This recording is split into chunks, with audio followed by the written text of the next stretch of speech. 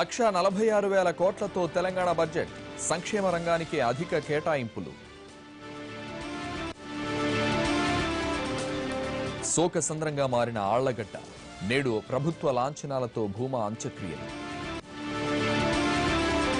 BJP ఖాతాలోకి గోవా, మణిపూర్ ప్రభుత్వ ఏర్పాటుకు లైన్ క్లియర్. సరైన వ్యూహం లేక చతికిలపడ్డ కాంగ్రెస్, చేజేతుల 2 రాష్ట్రాలు దూరం. అమిత్ షాకు సీఎంల ఎంపిక బాధ్యత, 4 రాష్ట్రాలకు పరిశీలకుల నియామకం.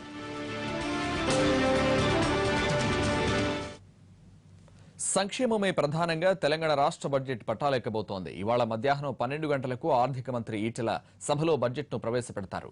వెనకబడిన తరగతుల వారికి ఈసారి భారీగా నిధులు కేటాయించనున్నారు. వార్షిక బడ్జెట్కు రాష్ట్ర మంత్రివర్గ ఆమోదముద్ర పడింది. నిన్న సీఎం కేసీఆర్ అధ్యక్షతన ప్రగతి భవన్లో సమావేశమైన మంత్రులు బడ్జెట్పై చర్చించారు. ఈసారి బడ్జెట్ 1,46,000 కోట్లతో ఉంటుందని భావిస్తున్నారు. గత వార్షిక బడ్జెట్ 1,30,000 కోట్లు కాగా ఈసారి దాన్ని మరో 11,000 కోట్లు పైగా పెంచనున్నారు. ప్లాన్, నాన్ ప్లాన్ స్థానంలో తొలిసారిగా రెవెన్యూ, క్యాపిటల్ వ్యయాలను చూపించనున్నారు. బడ్జెట్లో సంక్షేమానికే తొలి ప్రాధాన్యం ఇస్తామంటోంది ప్రభుత్వం. వెనకబడిన తరగతుల వారికి భారీగా నిధులు కేటాయించనున్నారు. ఇన్నాళ్లు బీసీలను విస్మరించామన్న వాదనను ప్రభుత్వం తోసిపుచ్చుతోంది. కులాలు ప్రామాణికం కాదని, పేదరికమే ప్రామాణికమంటోంది. డబుల్ బెడ్రూమ్ ఇళ్ల నిర్మాణం, విద్య, వైద్య అవసరాలకు కేటాయింపులు పెరుగుతాయని తెలుస్తోంది. నోట్ల రద్దు ప్రభావం ఉన్నా కోలుకుంటున్నామంటోంది ప్రభుత్వం. ఇక జీఎస్టీ లెక్కలను అంచనా వేస్తున్న ప్రభుత్వం తెలంగాణ బడ్జెట్పై ఆ ప్రభావం ఉండబోదని చెబుతోంది. అయితే బడ్జెట్ సమయంలో ప్రతిపక్షాలు సభకు వస్తాయా, రావా, ఏ వ్యూహం అనుసరిస్తాయన్నది ఆసక్తికరంగా మారింది. సభలో టీడీపీ సభ్యుల సస్పెన్షన్, అధికార పార్టీ తీరును వ్యతిరేకిస్తున్న పార్టీ నేతలు ఇవాళ సమావేశం కానున్నారు. అందులో తీసుకునే నిర్ణయాన్ని బట్టి ప్రతిపక్షాలు అడుగులు వేయబోతున్నాయి. బడ్జెట్ ని బాయ్కాట్ చేయాలనుకుంటున్నారు. చర్చ కూడా జరుగుతోంది. అయితే బీజేపీ, సిపిఎంలు ఎలా రియాక్ట్ అవుతాయన్నది చూడాలి. కర్నూలు జిల్లా నంద్యాల శాసనసభ్యుడు భూమా నాగిరెడ్డి అంత్యక్రియలకు ఇవాళ అధికార లాంఛనాలతో నిర్వహించనుంది ప్రభుత్వం. మధ్యాహ్నం అంత్యక్రియలు ప్రారంభమవుతాయి. భూమాకు అంతిమ వీడ్కోలు పలికేందుకు సీఎం చంద్రబాబు ఆళ్లగడ్డ వెళ్లనున్నారు. ప్రతిపక్ష నేత జగన్ కూడా వెళతారని సమాచారం. వీరితో పాటు తెలుగు రాష్ట్రాలకు చెందిన ఎమ్మెల్యేలు, ఎమ్మెల్సీలు, పలువురు రాజకీయ పార్టీల నాయకులు హాజరు కానున్నారు. దీంతో ఆళ్లగడ్డలో భారీగా పోలీస్ బలగాలను మోహరించారు. భూమా నాగిరెడ్డి హఠాన్ మరణంతో ఏపీ అసెంబ్లీ సమావేశాలకు ఇవాళ సెలవు ప్రకటించారు. దీంతో బడ్జెట్ వాయిదా పడింది. రేపు సభలో భూమా మృతికి సంతాప తీర్మానం ప్రవేశపెడతారు. ఆ తర్వాత జరిగే బీఏసీ సమావేశంలో బడ్జెట్ ఎప్పుడు ప్రవేశపెట్టాలనే అంశంపై నిర్ణయం తీసుకుంటారు. భూమా మరణ వార్త విన్న తర్వాత స్పీకర్ కోడెల శివప్రసాద్, అసెంబ్లీ వ్యవహారాల శాఖ మంత్రి యనమల రామకృష్ణుడితో చంద్రబాబు ఫోన్లో సంప్రదింపులు జరిపారు. మెజారిటీ సభ్యులు అంత్యక్రియలకు వెళతామని చెప్పడంతో ఉభయ సభలకు సెలవిచ్చారు.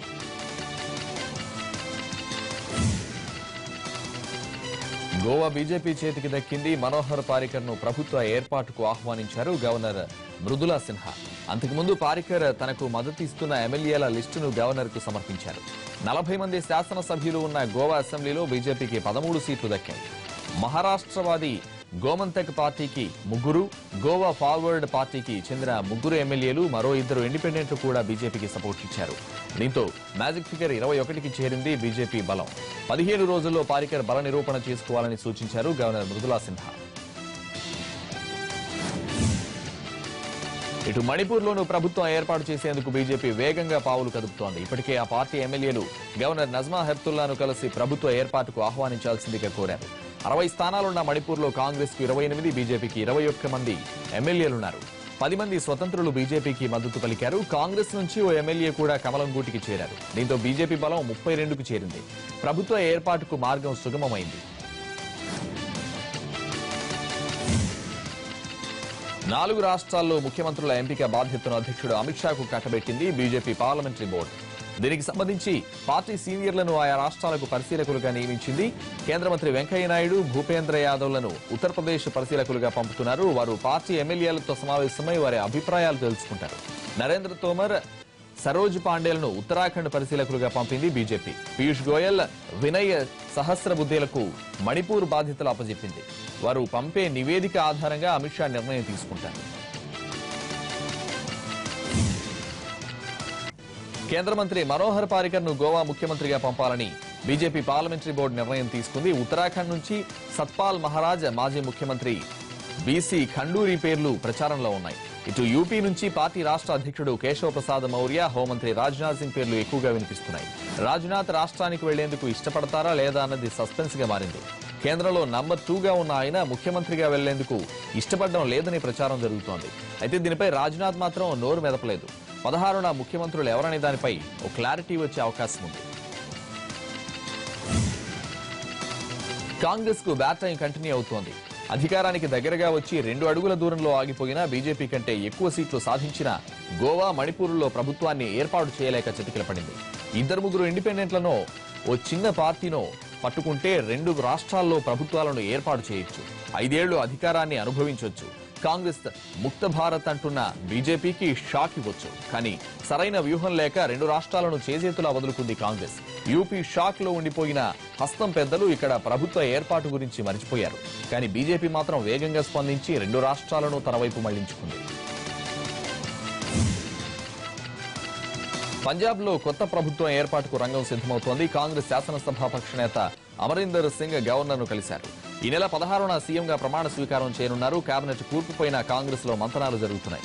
సీనియారిటీ, సామాజిక సమీకరణాల్ని బేరీజు వేసుకుంటున్నారు. ఎన్నికల ముందు పార్టీలో చేరిన నవజ్యోత్ సింగ్ సిద్ధుకు డిప్యూటీ సీఎం పదవి ఇవ్వాలని అమరీందర్ ఇప్పటికే అధిష్టానానికి లేఖ రాశారు.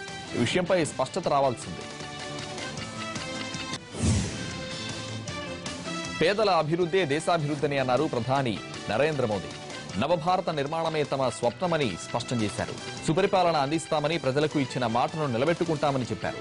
కేంద్రంలో ప్రభుత్వం ఏర్పడి 2.5 ఏళ్లైనా ఇంతవరకు అవినీతి ఆరోపణలు రాలేదని గుర్తు చేశారు మోదీ. మరో 2.5 ఏళ్లు కూడా ఇదే తరహా పాలన ఉంటుందన్నారు. బీజేపీ విజయోత్సవ ర్యాలీ తర్వాత పార్టీ హెడ్ ఆఫీస్ లో ప్రసంగించిన మోదీ కార్యకర్తల్ని ఉత్సాహపరిచారు.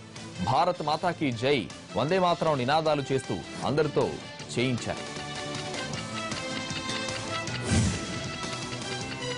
కేంద్ర ప్రభుత్వం చేపడుతున్న ప్రజా సంక్షేమ కార్యక్రమాల వల్లే 5 రాష్ట్రాల్లో అద్భుత ఫలితాలొచ్చాయన్నారు బీజేపీ అధ్యక్షుడు అమిత్ షా.